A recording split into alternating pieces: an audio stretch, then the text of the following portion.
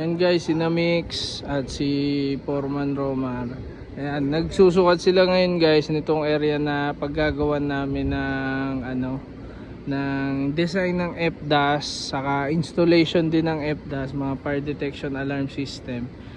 Yan, para ma-prepare namin yung plano, tapos mapa-approve sa sa consultant namin ng mga professional ECE.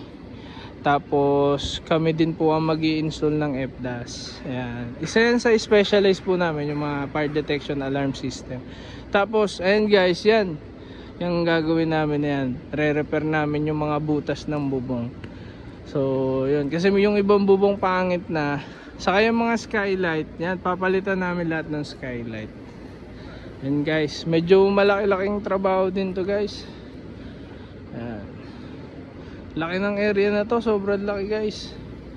Grabe oh, sobrang laki niyan.